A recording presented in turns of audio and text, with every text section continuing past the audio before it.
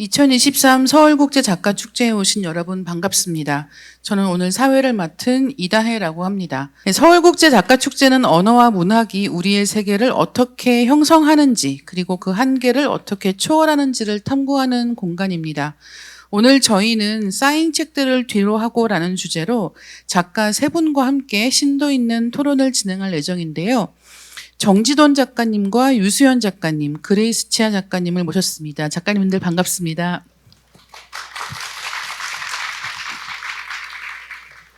예, 본격적인 토론 시작하기 전에 이야기 나눌 작가님들에 대한 소개 말씀을 먼저 드리도록 하겠습니다. 먼저 정지돈 작가님은 2013년 문학과 사회 신인문학상을 통해 작품 활동을 시작하셨습니다.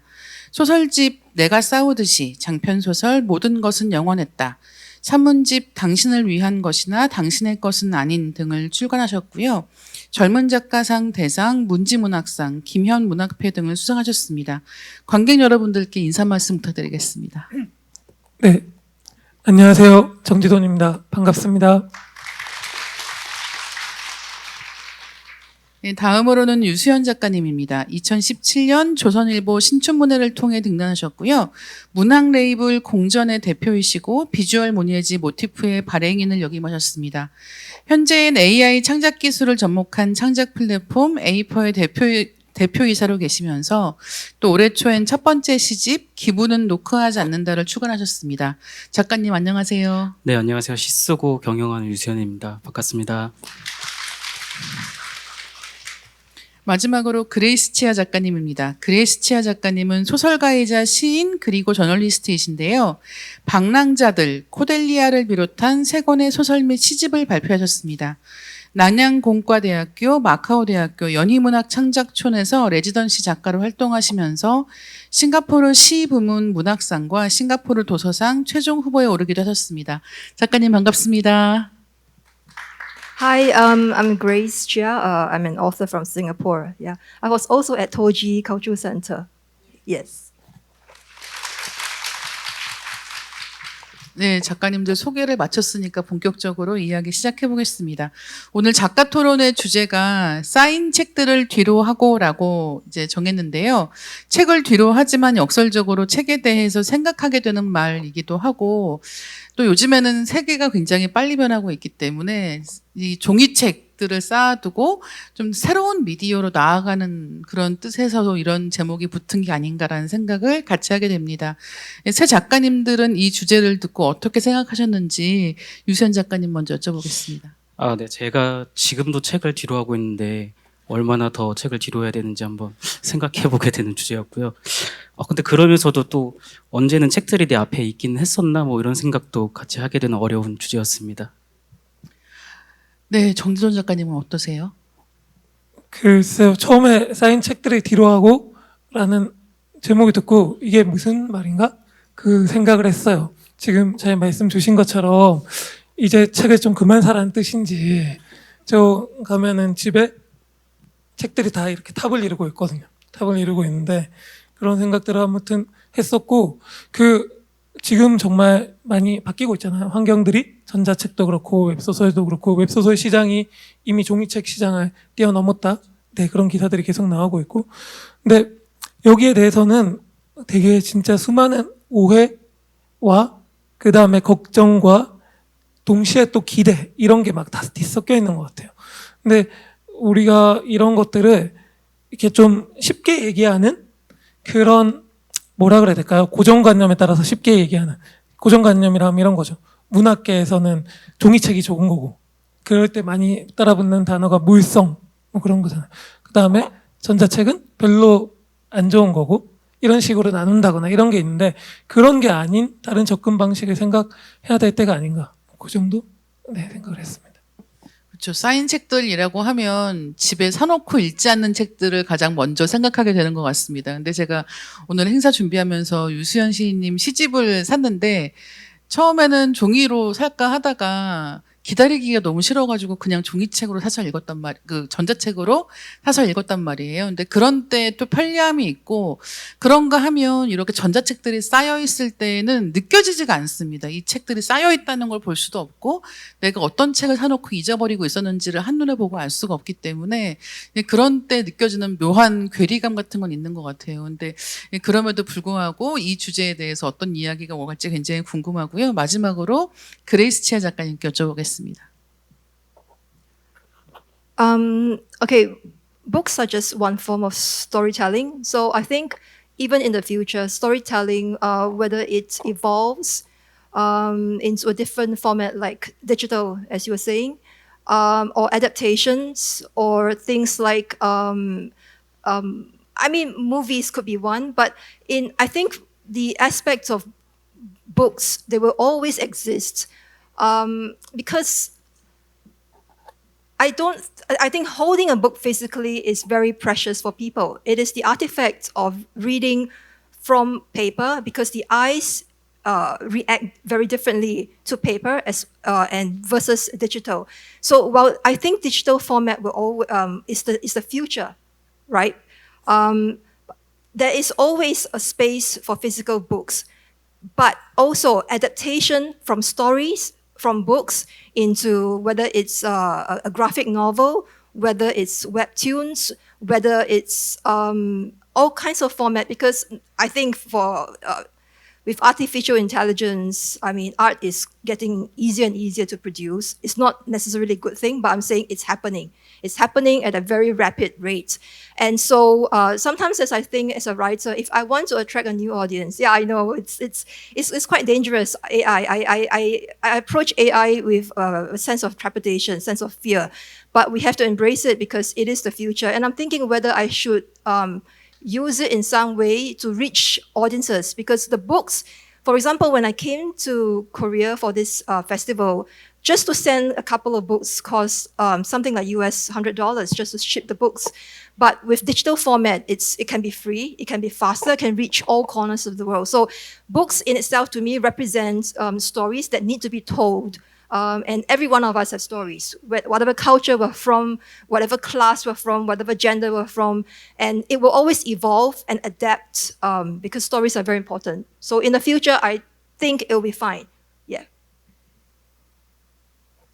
사실 우리가 종이책 얘기를 할 때는 아무리 긴 시간이 흘러도 그 물건이 그대로 남아있는 부분, 그러니까 옛날 종이책들을 지금도 똑같은 방식으로 감상할 수 있다는 부분이 매력적으로 느껴지는데 아마 앞으로의 세계에서는 굉장히 많은 것들이 달라지겠다라는 생각을 하게 되고, 특히나 요즘에 AI 관련해서 무슨 번역기라든가 아니면은 AI를 이용한 창작이라든가 하는 것들이 점점 빠르게 우리 사이를 파고드는 걸 보면 우리가 몇 년 사이에 굉장히 많은 변화를 목도할 수도 있겠다라는 생각이 들고, 또 여기 계시는 세 분의 작가님들도 창작하실 때 그런 많은 영향을 받지 않을까라는 생각도 하게 됩니다.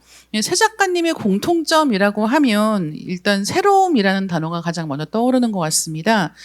새로워야 한다라는 강박적인 느낌도 있을 것이고, 또 나다움, 그러니까 내가 할 수 있는 나만의 고유한 것이라고 하는 것도 끈기 있게 물고 늘어져야 된다라는 생각이 동시에 존재할 것 같은데요. 그 두 가지 사이에서 작가님들이 어떻게 균형을 잡고 계시는지에 대해서 이번에는 그레이스 치아 작가님 먼저 여쭤보겠습니다. So about novelty, right? So for me, I write across genres. I started with poetry in high school, and then I started writing short stories. My first published book was poetry. So I'm very used to writing in a genre that is very succinct, very economical. Less words, powerful metaphors, imagery, and very many layers of meaning.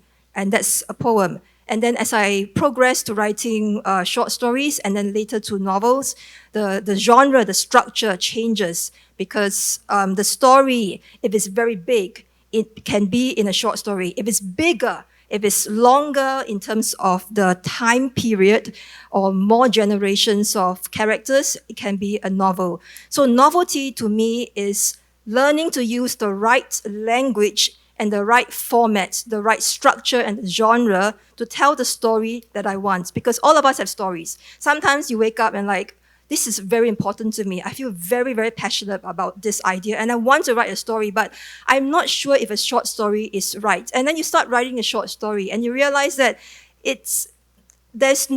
I can't tell everything. And then you start thinking, maybe I should write a novel. Or you start writing a novel and you realize, oh, in chapter 2, I finished my story. It's done. Because it may actually be a poem or a short fiction. So in terms of novelty, to me, it's understanding language.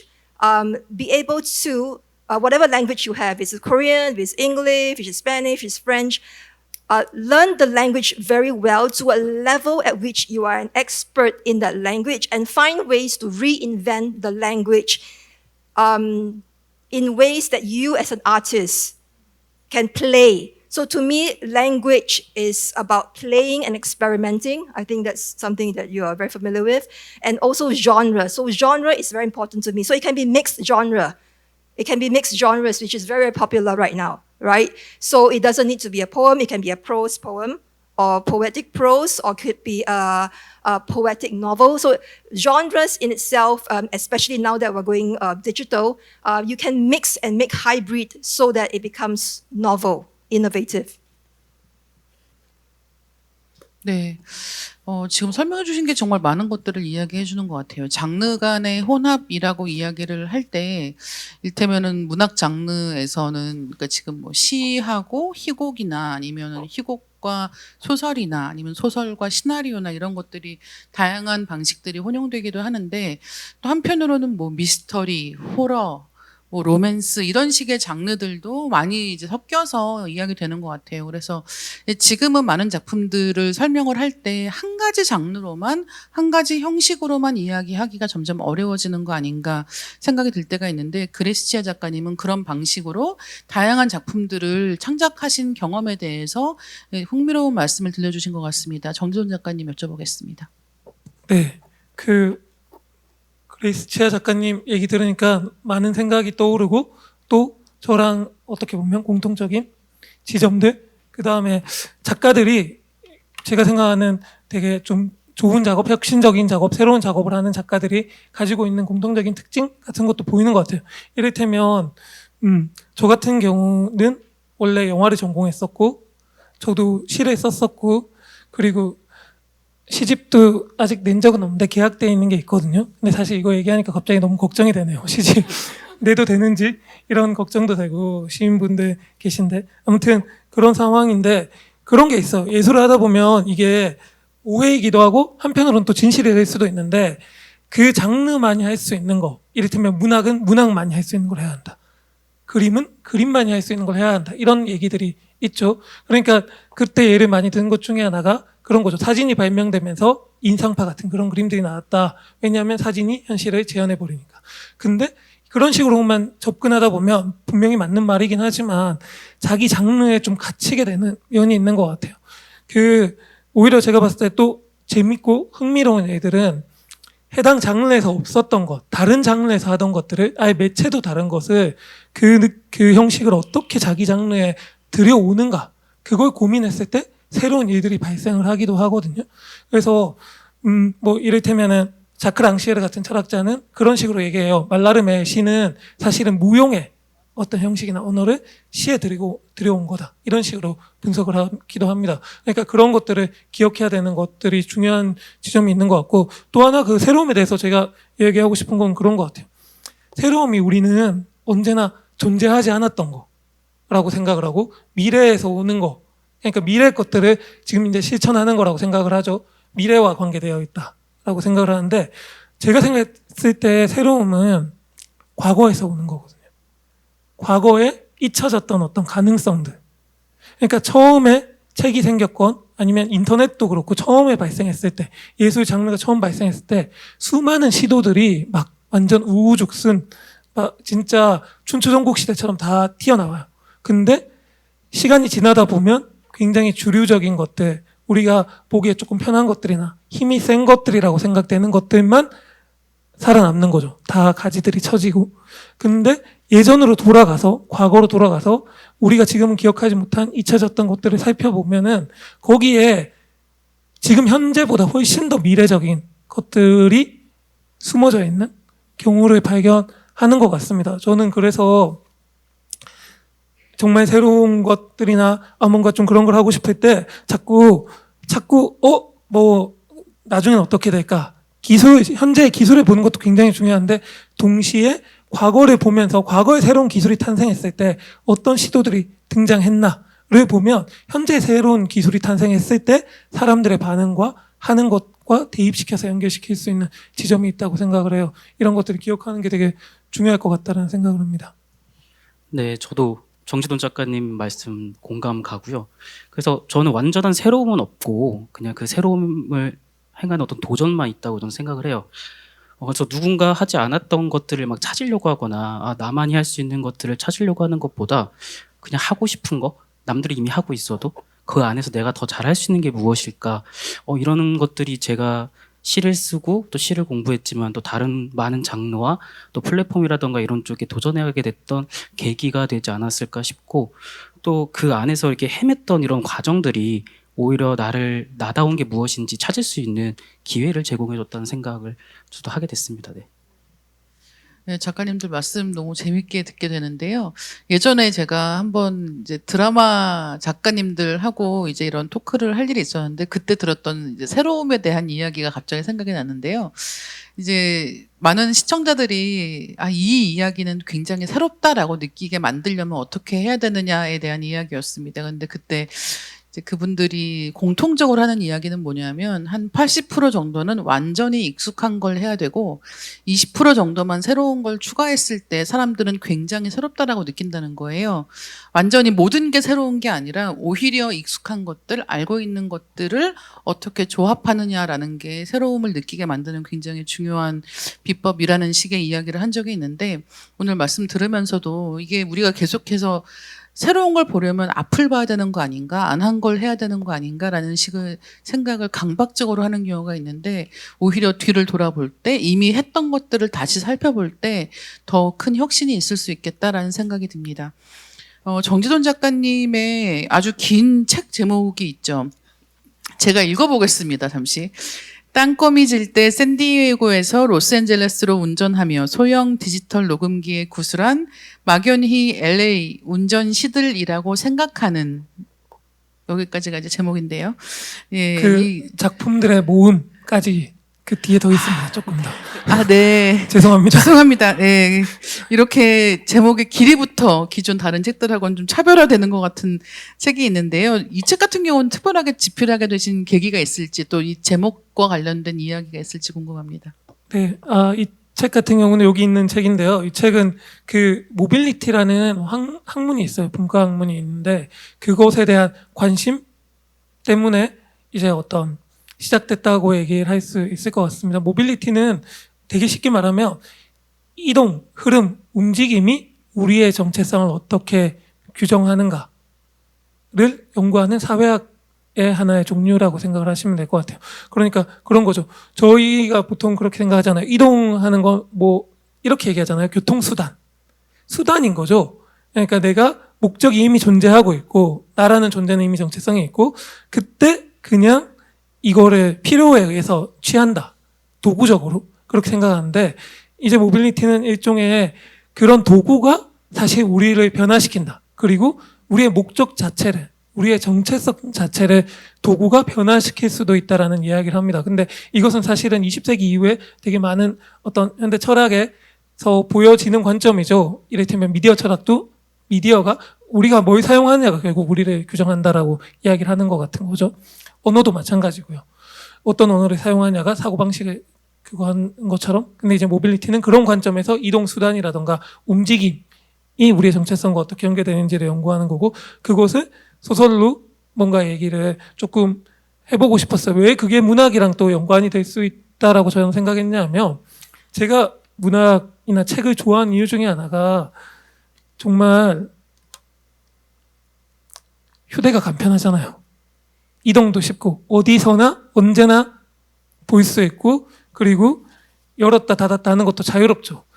문학 책을 처음부터 꼭 보기도 하고 봐야 된다고 생각하기도 하지만 사실 그냥 아무 때나 열어서 볼 수 있잖아요. 이걸 이제 뭐 랜덤 액세스라고 빅남준 같은 그 미술가는 얘기하기도 했었는데 그럴 수도 있죠. 이런 여러 가지 책에 가지고 있는 특성들이 있는데 근데 이제 공연 같은 경우는 그렇지 않잖아요. 공연을 어디 가지고 가서 비행기에서 볼 수 없으니까.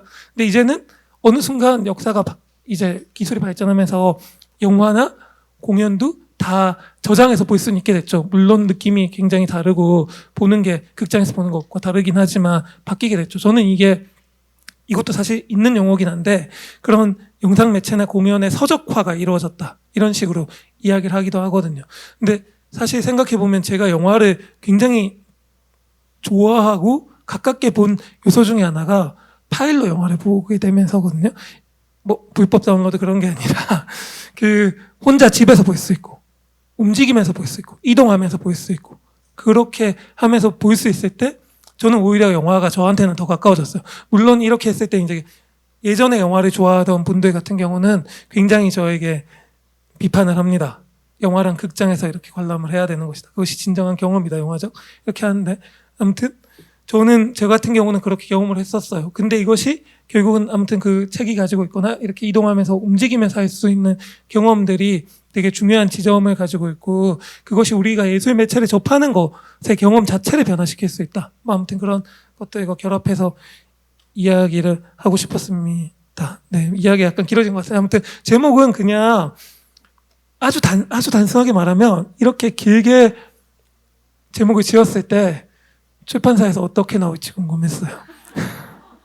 독자들도 어떻게 나올지 약간 궁금했고 왜냐하면 책이란 게 이렇게 정해져 있는 크기가 있잖아요. 근데 여기에 어떻게 다 제목을 넣을 것인가 문제가 완전 다르죠. 그리고 뭐 영화계에서는 그런 말도 있잖아요. 4글자 제목이 잘 된다. 그런 식의 그래서 그런 게 있는데 그런 것들을 좀 깨고 싶었어요. 근데 예상외로 출판사에서는 되게 덤덤하게 받아들였다. 그리고 이렇게 되게 너무 예쁘게 제목을 잘 이렇게 소화해냈고 독자분들은 크게 개의치 않더라. 생각보다. 네, 아무튼 그랬습니다. 네. 인터넷 서점에서 작가님 책 제목을 보면 이렇게 몇 줄에 걸쳐서 제목이 들어가 있는 걸 볼 수가 있는데 말씀하신 것처럼 그럼에도 불구하고 책을 읽는 경험에는 제목의 길이 자체가 직접적으로 더 선호하거나 선호하지 않거나 이런 영향을 미치지 않는다는 건 확실하다는 생각을 그때 저도 했습니다. 어느덧 데뷔 10주년을 맞은 작가님이신데요. 작가님의 작품 세계는 그간 기존 문학의 틀을 깨부수거나 실험적이라는 평을 받기도 했고 이제 그런 이유는 아마 지금 작가님께서 말씀해 주신 것들과도 관련이 있는 것 같습니다. 오늘 주제와 관련해서 생각해 보았을 때 새 작품을 시작하실 때 이전 작품과의 차별점에 대해서 주로 생각하시는 편일지 아니면 새 작품은 새 작품으로 접근하시는 편일지 궁금했습니다. 의식적으로 실험하거나 그러진 않는 것 같아요.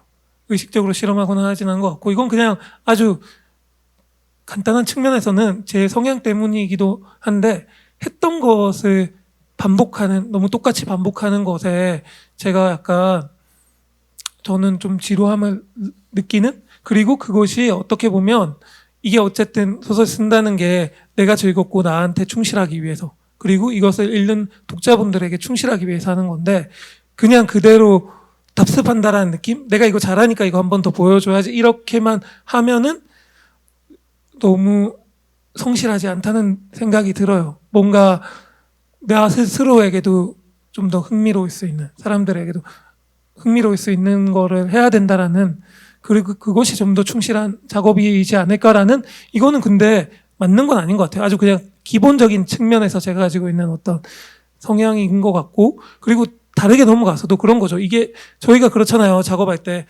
그렇게 얘기하잖아요. 한우물만 팔아. 장인적인 그런 게 있죠. 깊이 있게 한우물만 이것저것 하지 말고 산만하게 한우물만 팔아 그러잖아요. 그게 그리고 맞는 것 같고 근데 예술의 측면에서 저는 어떻게 보면 그렇게 한우물만 파는 것이 굉장히 시야를 좁게 가둬놓는 일이 될 수 있는 것 같아요. 그것도 어떤 예술이나 어떤 장르이냐에 따라 다 다를 수 있죠. 이건 좋고 나쁨이 아닙니다. 언제나 얘기할 때. 근데 어떤 우리가 뭔가 이런 도구나 물건을 만들 때는 그것에 숙달된 사람들이 더 빠르고 더 잘 만들 수 있고 그럴 수 있겠죠. 근데 소설같이 다양한 어떻게 보면 시각들을 담아야 되는 곳에는 그렇게 되면 약간은 한정된 확장이라기보다는 시야를 좁게 만드는. 그렇죠. 근데 이제 그것이 좋게 느껴질 수도 있어요. 내가 생각하고 있는 걸 그대로 또 보여주는 거긴 하니까. 그런데 그런 것들에 대해서 조금 생각을 해서 넓히는 것이 되게 좋을 수 있다. 왜냐하면 쭉 지나서 생각을 해보면 이것도 그냥 제가 뭐 영화를 좋아하고 문학을 좋아하고 또 미술 이런 장르들을 좋아하는데 그 좋아했던 경로를 쭉 생각해보면 되게 다양한 작품들을 좋아했었거든요. 이를테면 저는 어릴 때는 진짜 헐리우드 영화, 인디아나 존스나 뭐 이런 영화들 막 좋아하다가 블록버스터 영화들 좋아하다가 20대 때는 또 되게 아트무비라고 할 수 있는 프랑스 영화들 고다르라던가 그런 누베바그 영화들 좋아하다가 그 이후에는 제3세계 영화들도 좋아했고 지금은 또 다시 뭐 헐리우드 드라마나 이런 것도 좋아하고 한국 드라마도 좋아하고 이런 식으로 계속 바뀌거든요. 근데 이렇게 다양한 것들을 좋아할 수 있다는 건 우리 안에 언제나 다양한 것들을 실천할 수 있는 역량도 함께 있다는 생각을 저는 해요. 근데 이제 그런 거죠. 감상할 때도 그렇고 창작할 때도 그렇고 자기도 모르게 그런 것들을 거부해요. 이를테면 제가 아까 말한 프랑스 영화, 누베바그 영화나 이런 거에 대해서 되게 거부감을 드러낸 사람 많잖아요. 자기만 알아듣는 소리 한다. 난해한 작품 한다. 그리고 감독이 뭐 자기만의 세계에 갇혀 있다던가 이런 식의 이야기들도 있고 헐리우드 영화에 대해서도 마찬가지죠. 그런 작품들 좋아하는 사람은 저렇게 속물적이고 상업적인 작품은 별로라거나 이런 식으로. 근데 그렇지 않은 거죠. 우리 안에는 그런 것들의 장점을 발견하고 실천할 수 있는 역량들이 있는데 과연 그러면 어떻게 이것들을 발견해야 될 것인가로 나아가게 되는 것 같습니다. 네.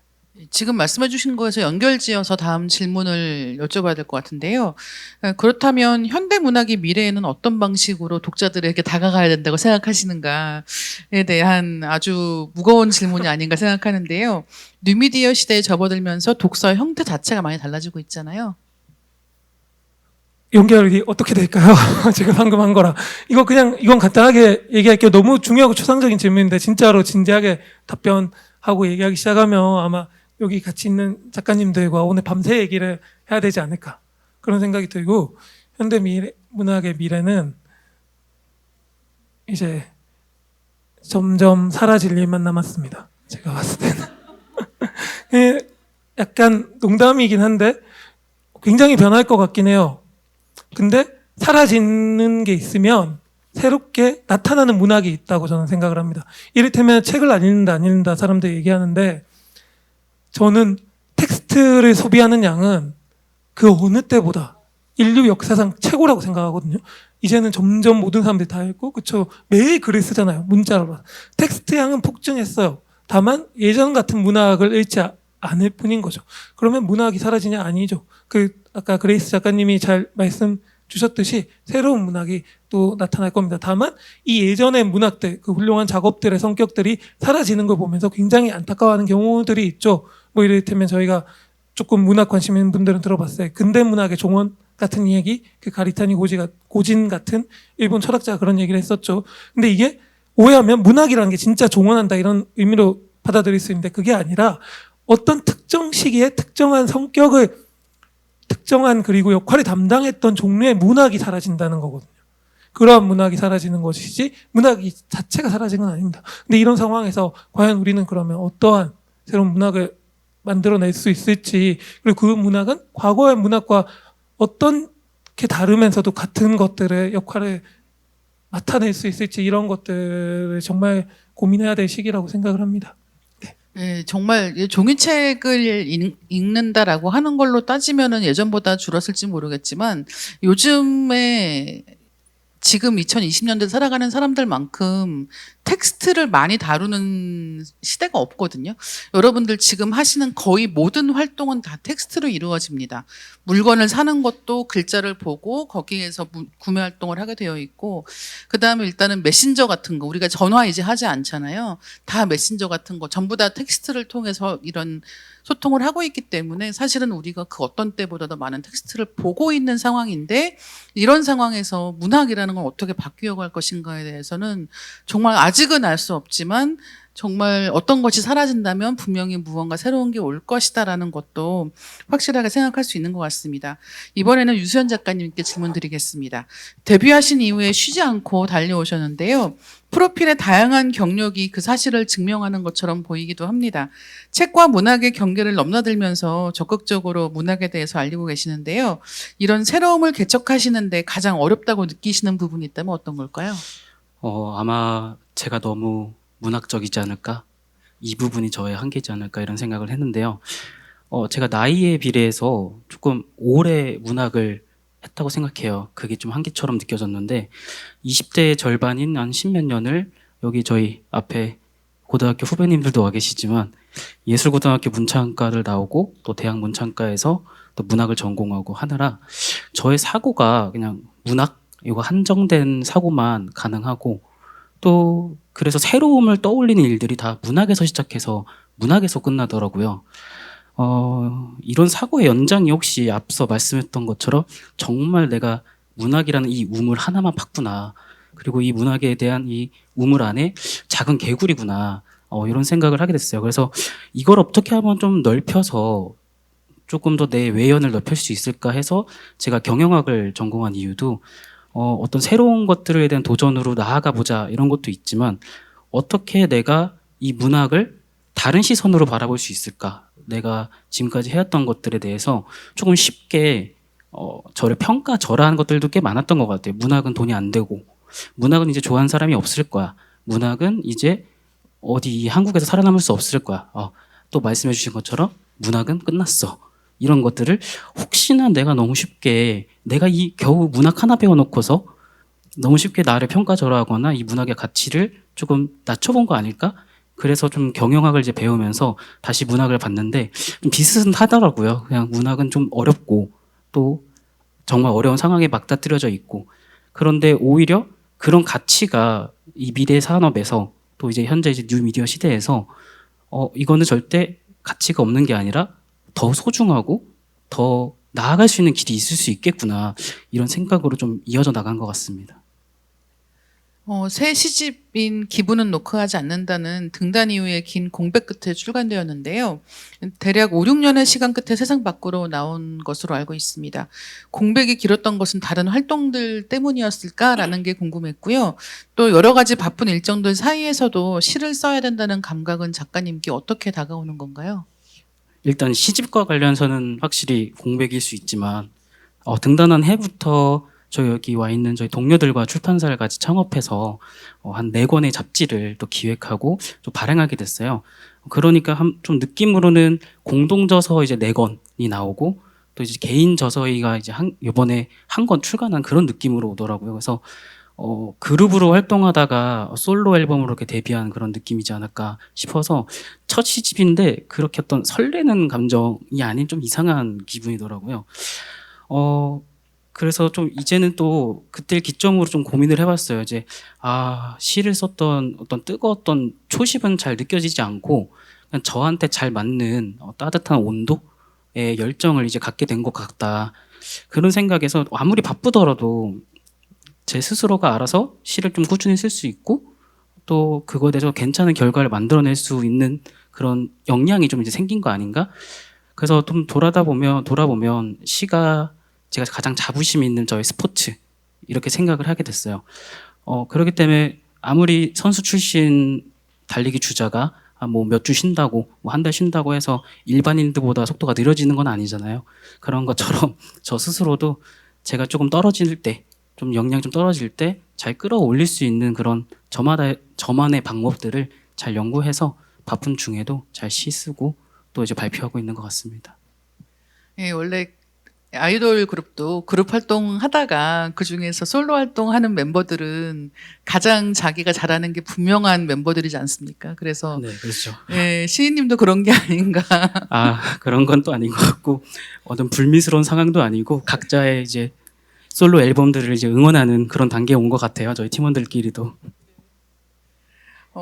이번에도 유수연 작가님께 질문인데요. 현재 한국 문학의 독자에게 다가가는 길은 어떤 방향으로 나아가게 될지에 대해서 혹시 생각해 보신 점이 있으실지 궁금합니다. 독서 행위의 뜻, 의미와 형태의 변화가 어떻게 이루어질지에 대해서 혹시 작가님께서 생각해 보신 바가 있으실까요? 네, 제가 또 경영적으로 공부를 하면서 어떤 소비자 관련된 것들 좀 많이 보고 또 이제 문학과 비슷하면서 어떻게 시장들이 돌아가는지에 대해서 좀 공부를 하면서 느꼈던 것들은 이제 한국 문학이 보다 개인과 개인을 잇는 방향으로 갈 거라고 좀 생각을 해요. 이전에는 어떤 사회 문제, 어떤 계층, 또 인간의 존재 의미 등 좀 거대한 담론을 다루면서 그 담론에 공감하는 이들이 알아서 문학을 찾아왔다면 이제는 개인적으로 어떤 원하는 취향, 또 원하는 서사의 방향에 1대1 맞춤으로 이제 문학이 독자에게 접근하는 방향으로 바뀌어 나가지 않을까? 좀 이런 생각도 하고 또 독서 행위 형태의 변화도 이런 변화와 좀 맞물려 있기 때문에 현재 콘텐츠를 소비하는 소비자 형태, 문학 외적으로 개인의 취향 알고리즘이라던가 또 스트리밍 서비스 유튜브에서 제공하는 또 그런 방향으로 문학이 책의 형태가 아니라 좀 영상으로 나올 수도 있고 또 원천 IP의 형태로 2차 창작물로서도 독자에게 다가가서 독서라는 소비를 촉진시키지 않을까. 또 이미 현재 이북 시장에서는 이런 것들이 좀 활성화됐다고 저는 생각을 하거든요. 나아가서 개인의 이런 취향이 비슷한 독자와 창작자가 문학이 거래의 형태로 변화할 것 같다라는 생각도 했어요.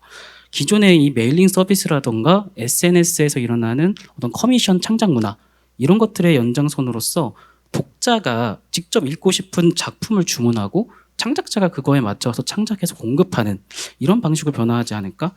그런데 이러한 시스템에서도 자신이 원하는 걸 찾지 못하는 때가 분명 올 거거든요. 이렇게 기술이 좋은데도. 그렇게 된다면 독자가 이제 창작으로 이어져 나가는 시대가 분명 올 것이다. 그래서 저는 독자와 창작자의 경계는 분명 모호해질 것이고 또 곧 좋은 독자가 창작자가 되고 좋은 창작자가 곧 좋은 독자로 변화할 거라고 저는 생각을 합니다. 그래서 더불어 지금 국내 상황에서도 도서 업체나 온라인 커머스 업체들도 이런 변화를 인식하고 있다고 저는 생각을 해요. 그래서 어떤 새로운 창작 플랫폼들을 자신들의 플랫폼에 새롭게 런칭하는 경우들도 많이 봤는데 국내 온라인 가장 큰 북커머스죠. 네, 알라딘에서도 투비 컨티뉴라는 사이트 또 이제 교보문고에서도 국내 최대 도서 판매 업체인 교보문고에서도 창작의 날씨라고 이런 사이트를 창작해서 자신들의 사이트 내에서 창작까지 이루어질 수 있는 환경을 구축하더라고요.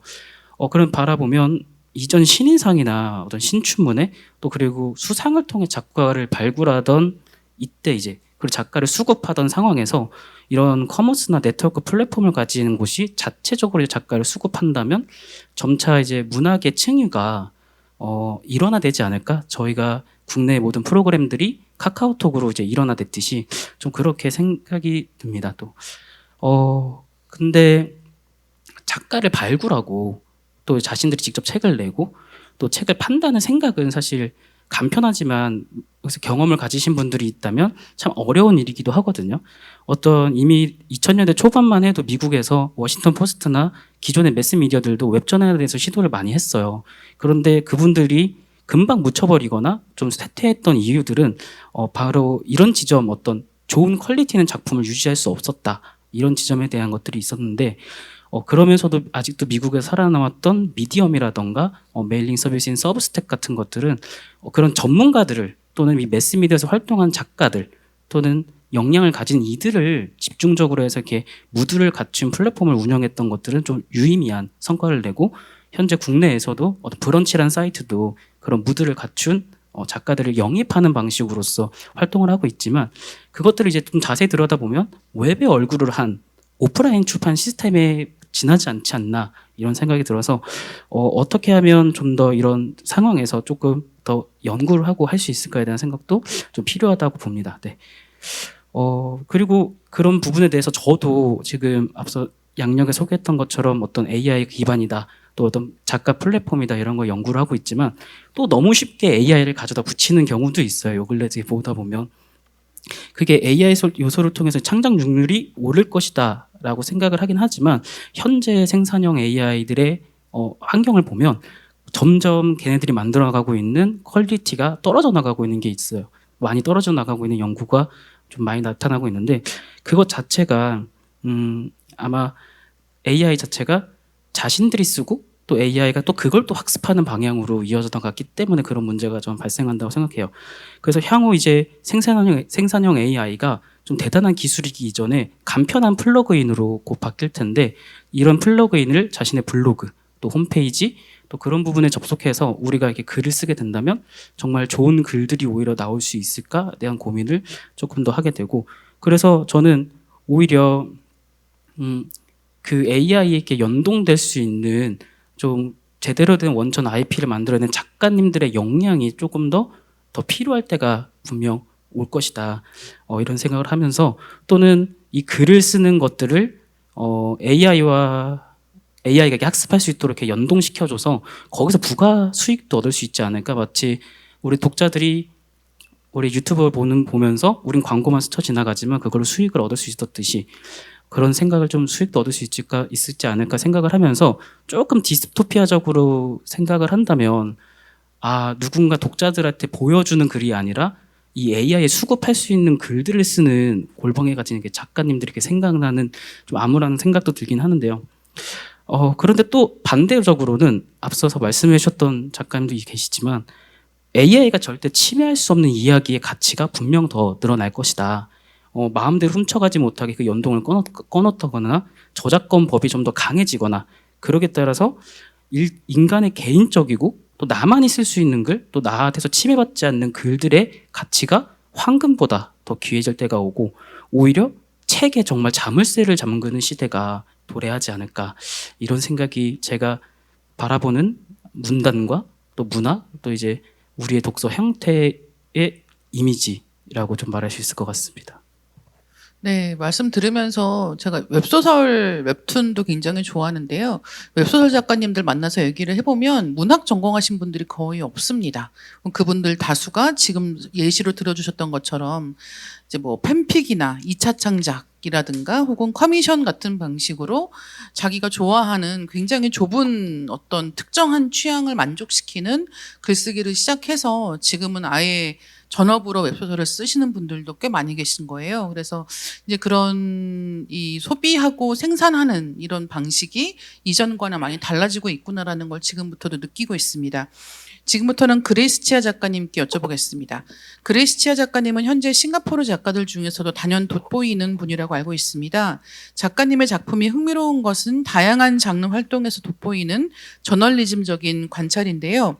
예를 들면 방랑자들 같은 소설은 서커스단의 커튼 뒤에서 벌어지는 삶을 엿볼 수 있는 작품입니다. 작품을 창작하실 때 특별하게 모티브를 얻으시는 계기가 있을까요? For me, I think life is the greatest inspiration because I find that life itself is interesting. It's a very simple word, but life is very brutal. It's very cruel, and in the brutality and violence of life is where the pain and suffering that that one feels. And I find that some of my works, I mean, I have asked authors before, like, is your book inspired by your real life? And they were just like, because most writers use non-fiction and turn it into fiction, various aspects of it. If you are a poet, sometimes you will write about your emotional response to love, to pain, to suffering. But poetry has a way of codifying the language so that you can't really tell who you're writing about, what you're writing about, but the emotion is real. And when it comes to prose for stories and novels, it's more straightforward. You have to mention the name of the characters, you have to mention the setting, whether it's in Seoul, whether it's in Singapore, whether it's London. But prose gives you the space to invent, to make fiction out of non-fiction. So my inspiration, a lot of it comes from life. A lot of inspiration comes from artificial narratives like movies, from art. I love to go to museums, from books that I read. So when I talk about the hybridization of genres, it really is not just mixing poetry and prose, but it's also mixing all the influences that feed us, you know. So if you like horror movies, or if you like science fiction, or you like Western, you know, Western, it all comes into your stories. And to me, ultimately, I just want to mention a little bit about what the panel is discussing about literature, because it bothers me a little bit, because literature, I studied literature, English literature at university. I'm from Singapore, so we are very English-based, not American. So everything I've studied so far in high school all the way to university is English literature. And in that sense, when I was finally exposed to Asian American literature, that was like 20, 30 years ago, there is, you know, at the university level, this is, I mean, we don't study literature in elementary school, right? We study literature in maybe senior high and university. And then it makes you question, why do we study literature? Because there is a politicization of universities to make literature high art. Stories are everywhere. Stories can be storytelling when peasants tell stories over the fireplace as they drink and talk about stories. Mothers tell stories to children. They pass on from grandmothers to mothers. Stories exist in all forms and all genres. But literature has this specific role in society in which it's been elevated to high art, but it wasn't always the case. It wasn't always the case, right? So for me, the inspiration really, I mean, I'm going back and forth. Inspiration really, for me as a storyteller, I don't see myself really as a writer. If I have money, I'll make films. If I can really do illustration, I'll do comics, but I can't draw. If I can play an instrument, I'll make music, but I can't. And as you were saying, books are easy, and pen is cheap. Pen and paper is really, really cheap. So when I was young, I didn't grow up very rich. It was a simple family. I wanted to learn the piano, and my father was like, well, I have two brothers, and they were like, it's a bit expensive. Maybe you want to just, I don't know, go for a few lessons and try. And I was very, very stubborn. And I have a lot of things to tell. So some of you here, sitting here, you have stories you want to tell, right? And how do you express yourself? So basically for me, the paper and pen was the cheapest way of expressing myself. And sometimes as a writer, or even as a non-writer, or when you write in journals, you basically are writing to understand yourself. So that was basically the very basics of why I write.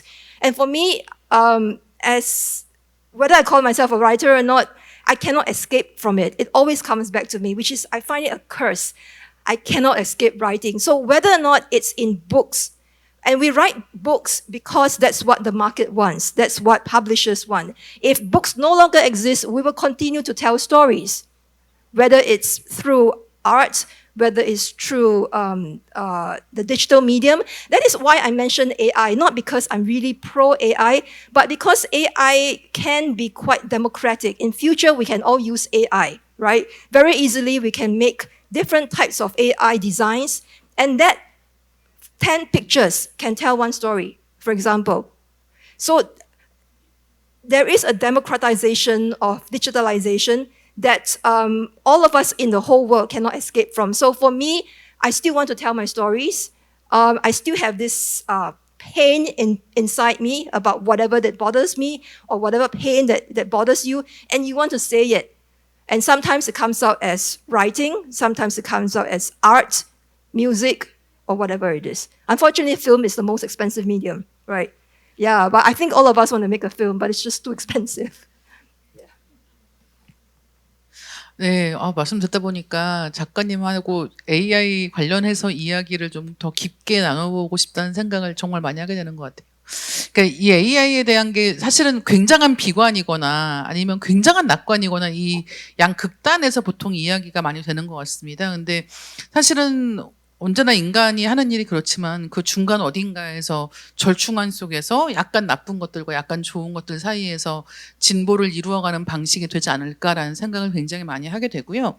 저희 그레이스 치아 작가님께 질문을 더 드리고 잠시 뒤에는 현장에서 질문을 받을 거예요. 그래서 혹시 지금 얘기 들으시면서 궁금하신 거, 작가님들께 질문하실 거 있으신 분들은 질문 생각하고 계셨다가 잠시 뒤에 이제 질문 시간이 오면 손 들어주시면 그쪽으로 마이크가 가겠습니다. 이전에 인터뷰에서 작가님에 대해서 독자들이 하는 가장 큰 오해로 다작을 쉽게 하는 것이라는 이야기를 하신 적이 있습니다. 하지만 오해라고 하기에는 정말 믿을 수 없을 정도로 다양한 장르의 많은 책을 출간하셨고 또 1998년 데뷔 이후 26년이 지났습니다. 이 긴 시간 동안 쉬지 않고 작품 활동을 하시는 비결이 굉장히 궁금하고요. 매일 일정한 루틴에 따라 작업하시는지도 알고 싶었습니다. Okay, I am a lazy writer. I write in spurts, meaning I don't have the ability. I mean, I have a day job so that day job can support my writing. So, for example, for poetry, it's easy. You can write it anywhere. If you have a long train journey, I can write a poem. I can write it on my phone. So, the routine for poetry is quite easy. In fact, in high school, that's when I started writing poetry. I was writing it in class when the teachers are talking and I get distracted and write my poems. For prose, I find it a little bit more challenging because you have to sit down and you have to take your idea onto paper and make it, consistent from page 1 to page 10. So prose is more difficult. So that means that the whole day as I'm walking and I'm doing work, I must capture the idea so that when I have the time to sit down, I can write. So for novels, I find it also the worst, the most difficult, because in all writing, especially for novels, the first draft is usually terrible.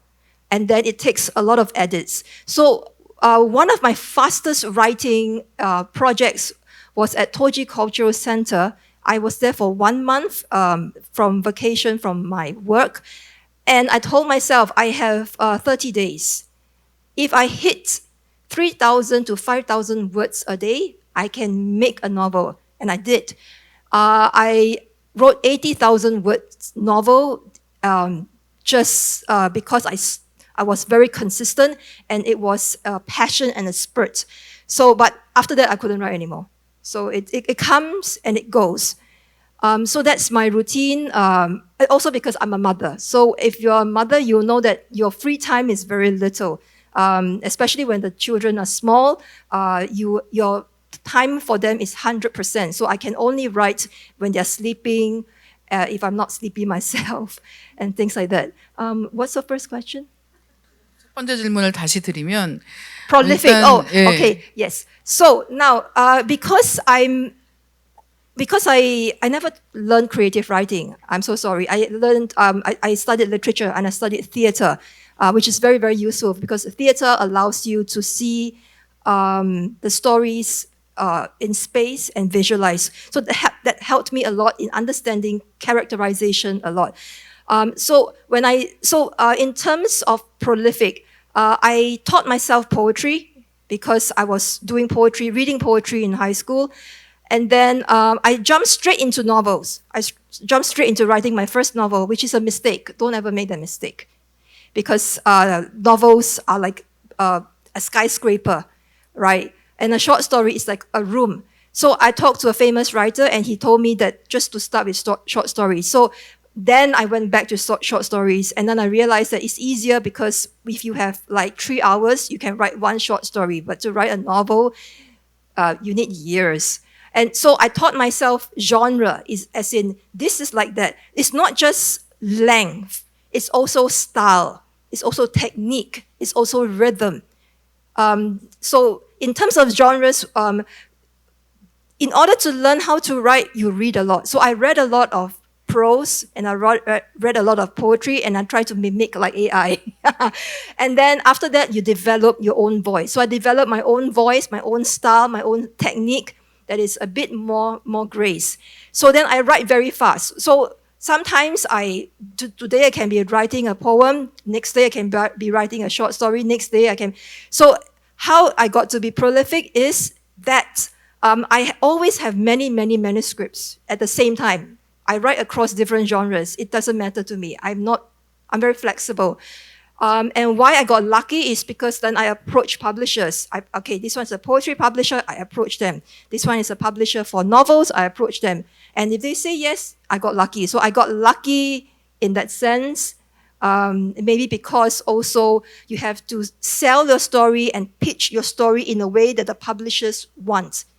So that's also the other important aspect of publishing, is to know what the market in a way is interested in or what publishers want. Yeah, because we all have stories in our drawer, right, on a computer. It's how to figure out how to pitch yourself, and pitching is very important. 예, 그 동시에 여러 가지 작품들을 쓰신다는 게 저는 들으면서도 굉장히 신기하게 느껴지는 것 같아요. 말씀하시는 것만큼 한 번에 이루어진 건 아닐 것 같고 굉장히 긴 시간 동안 꾸준하게 작가님만의 창작 스타일, 방식 같은 것들을 또 이렇게 쪽쪽 시간들을 잘 활용하는 방식들을 만들어 오신 게 아닌가라는 생각을 하게 됩니다. 예, 다음 질문까지. Can I just add one thing? Failure. Do not be afraid to fail. So it's not like everything you write is perfect. In fact, everything you write is going to be terrible. It's going to be shit. But fail, that means don't think that it's so precious. Write your thing, put it aside.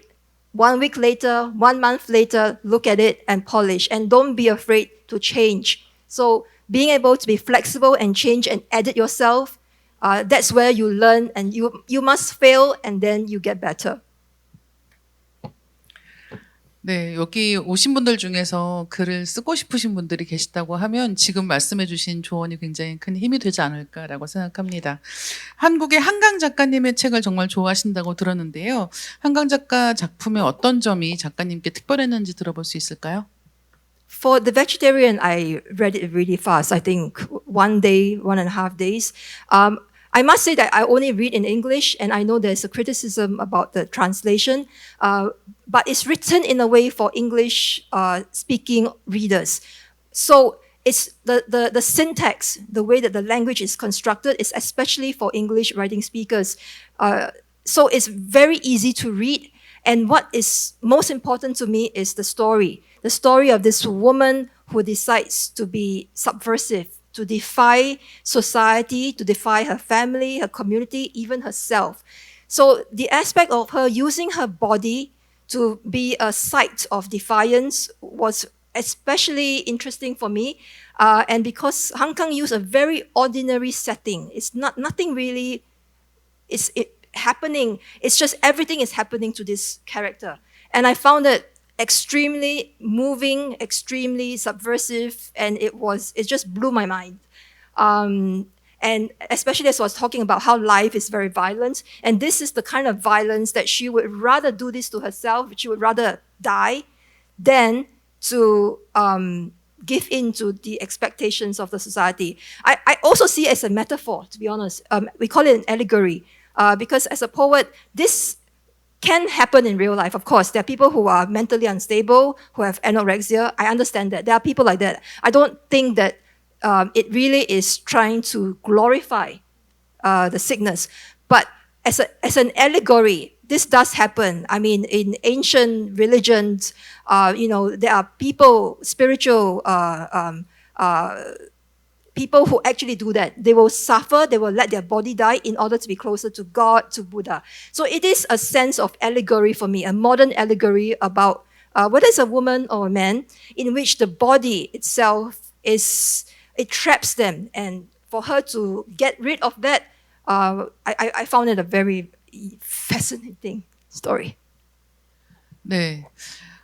지금부터는 현장에서 질문을 받아볼까 합니다. 저희가 오늘 너무 이 열띤 대화를 듣다 보니까 시간이 꽤 많이 갔어요. 그래서 한 분 정도 질문을 받을 수 있을 것 같습니다. 궁금한 거 있으신 분들은 집에 가서 후회하지 마시고, 지금 질문하실 기회고요. 손 들어주시면 그쪽으로 마이크가 갈 거거든요. 질문 있으신 분 계신가요? 예, 오늘 새 작가님들의 수다를 잘 들었는데요. 저는 얼마 전에 그 책이 쌓인다는 얘기를 들어보니까 중고 서적이 딱 생각이 나더라고요. 그래가지고 얼마 전에 일본의 그 중고 서적거리인 진보초에 갔었는데, 거기에 가니까 수많은 서적들이 쌓여 있는데 사람들이 거기에 사러 오는 게 참 신기했거든요. 그래서 작가님들에게 과연 중고 서적이라는 게, 본인의 책이 또 나중에 언젠가는 중고 서적에 갈 수도 있잖아요. 본인들에게 중고 서적이라는 게 과연 어떤 의미가 있고 과연 미래에는 이 중고 서적이라는 게 과연 살아남을 수 있을까? 제가 진보초에 가보니까 다들 그 올드하신 분들이 다들 오셔서 책을 많이 사시더라고요. 근데 앞으로 중고 서적이라는 거에 대해서 어떤 생각들 갖고 계신지 궁금합니다. 네, 이번 답변은 유수연 작가님부터 듣겠습니다. 네, 저도 최근에 책이 나왔을 때 바라보고 있었어요. 온라인 서점에 중고로 올라오면 이건 찾아내겠다. 내가 분명 사인 엄청 많이 해줬는데 그런 생각도 하긴 했었는데 앞서서 저는 좀 경영학적으로 생각을 해봤을 때 ESG 경영이 이제 좀 대두되고 있잖아요. 그래서 어떤 그런 관점에서 제가 바라보는 중고 서적이나 이런 쪽에서는 앞서서 작가와 이제 독자가 1대1로 만나는 일들이 더 많아질 것이다. 그렇기 때문에 이전과 다르게 책들을 1000부, 2000부 미리 찍어서 그걸 판매하겠다는 어떤 마케팅적인 것보다 정말 이 책을 읽을 1000명이 모집되고 그 1000명에게 책이 인쇄돼서 공급되지 않을까?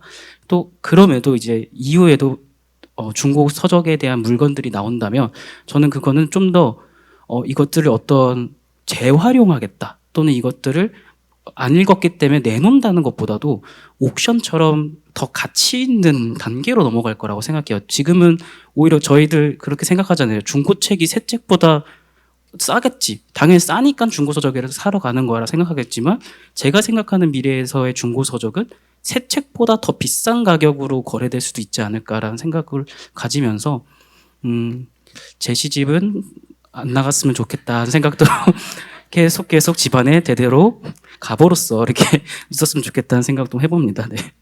사실 이게 중고책 얘기할 때 가장 까다로운 부분은 이 중고 서적들이 아무리 비싼 가격에 거래가 되어도 원 저작자인 작가에게는 그 올라간 가격이 전달되지 않는다라는 게 가장 까다로운 부분이 아닌가라고 생각합니다. 그리고 실제로 저 같은 경우는 절판된 책들 구할 때는 실제 새로 나왔던 신간 가격에 거의 10배까지 주고 구해본 적들도 몇 번 있단 말이에요. 그러니까 지금 말씀하신 이게 소량의 책들을 인쇄하는 시스템으로 갔을 때에는 책 가격의 유동성 같은 것들도 생길 수 있겠다라는 생각이 듭니다. 이번에는 정지돈 작가님께 듣겠습니다. 참 여러 에피소드와 많은 생각이 드네요. 우선은 중고책 얘기하니까 예전에 SNS 트위터였나? 그냥 모르는 사람 친구가 캡처해서 보내줬어요. 이런 게 올라왔다. 근데 어떤 분이 그냥 글은 이거예요. 크크크 정지돈 이렇게 하고 사진을 찍었는데 중고 책방에 갔는데 제가 제 초등학교 동창한테 사인을 해서 뭐 이를테면 다혜야 고마워 이렇게 사인하는데 그게 중고 책방에 있더라고요. 그거 이제 어떤 사람이 발견하고 사진을 찍어서 올렸더라. 그거 보면서 내가 잘못 살았다. 뭐 그런 생각을 했었고, 그리고 또 지금 말씀 주신 이런 여러 가지 책의 미래, 중고책의 미래 이런 지점들을 말씀 주셨는데, 사실 또 그 기자님 말씀 주셨듯이 그런 일이 있죠. 제가 예전에 2015년에 지인들하고 같이 독립출판으로 잡지를 냈었어요. 애널리얼리즘이라는 네, 책을 냈는데 책 굉장히 비싸게 거래되고 있죠. 네, 그 책이 지금 그때 딱 1000부 찍었었는데 지금 상당히 고가에 거래가 되고 있습니다. 그때 당시에 10,000 얼마에 팔았는데 지금 뭐 거의 10만 원 정도 하더라고요.